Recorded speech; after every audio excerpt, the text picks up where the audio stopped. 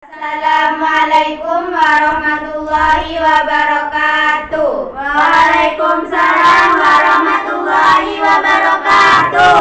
Kami dari kelompok 6 akan mempresentasikan interaksi dampak positif dan negatif di negara Jepang, etnis dan sumber daya manusia. Saya Auradina Zahra sebagai moderator. Saya Nurul Fajarina Komaria sebagai pemateri pertama. Saya Sifatul Khairah sebagai pemateri kedua. Saya Nur Aulia sebagai notulen. Dipersilakan untuk pemateri pertama untuk membaca isi makalah tersebut. Dampak positif. Diperolehkannya bahasa Indonesia selama menjajah Indonesia Jepang melarang penggunaan bahasa Belanda atau segala hal yang berbau Belanda. Melarang asalnya Jepang berdalih ingin menghapus imperialisme Belanda di Indonesia. Dengan kebijakan itu, Indonesia cukup diuntungkan karena bahasa Indonesia diperbolehkan digunakan dalam kehidupan sehari-hari. Dengan demikian, bahasa Indonesia resmi menjadi bahasa nasional yang digunakan di berbagai daerah. Dampak militer. Mengingat Jepang kerap menjadikan rakyat Indonesia pembantu dalam perang, hal ini membuat Indonesia berkesempatan mempelajari hal-hal terkait militer. Salah satunya melalui pelatihan di pembela tanah air, peta, bekal ilmu militer ini lantas digunakan untuk melancarkan perlawanan terhadap Jepang. Dampak kesenian dan kebudayaan. Tak cuma dari segi militer, bidang kesenian dan kebudayaan Indonesia juga terdampak positif. Dunia perfilman tanah air semakin terorganisir meskipun terdampak positif. Dunia perfilman tanah air fokusnya hanya diperbolehkan menunjukkan dukungan terhadap Jepang. Kebijakan Nippon yang memperbolehkan penggunaan bahasa Indonesia juga berhasil membangkitkan jiwa nasionalisme. Rasa nasionalisme ini juga dikembangkan melalui upacara bendera. Dampak negatif. Selama masa pendudukan, Jepang banyak melaksanakan kegiatan-kegiatan yang pada akhirnya malah merugikan dan menyengsarakan rakyat Indonesia.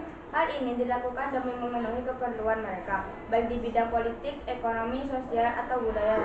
Dampak politik. Di bidang politik, Jepang melakukan restrukturisasi pemerintahan, reorganisasi administrasi, propaganda, dan akomodasi tokoh penguasa melalui gerakan 3A, Pusat Tenaga Rakyat atau PUTERA, Chousangiin atau Jawa Hokokai, serta memobilisasi massa guna memperoleh dukungan politik dan militer dari rakyat Indonesia.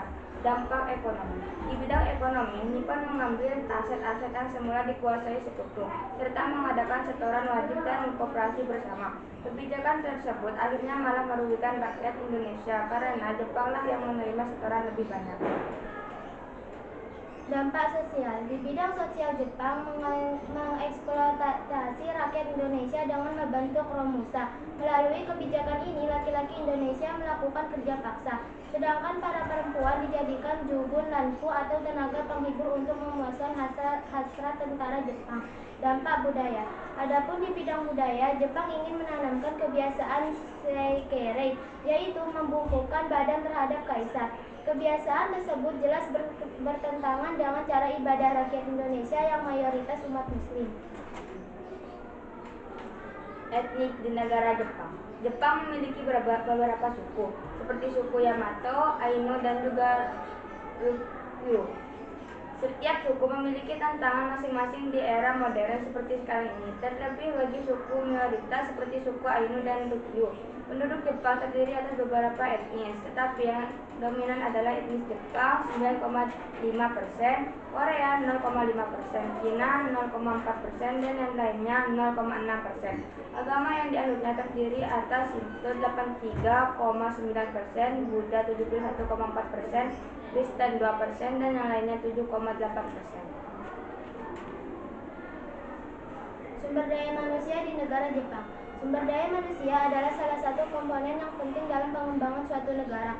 Sebuah negara akan mengalami kemajuan yang signifikan tergantung dari tingkat pengetahuan SDM negara tersebut. Sebut aja SDM negara Jepang yang mengalami kemajuan pesat, terhitung dari pengeboman Hiroshima dan Nagasaki. Kini Jepang menjadi negara maju di dunia yang patut dicontoh oleh negara-negara berkembang seperti Indonesia. Tidak hanya Jepang, tetapi juga Amerika, Jerman, dan negara maju lainnya yang mempunyai sumber daya manusia unggul dan berkualitas. Manajemen SDM juga salah satu unsur yang menjadikan sebuah negara menjadi maju dan mampu bersaing dengan negara-negara canggih.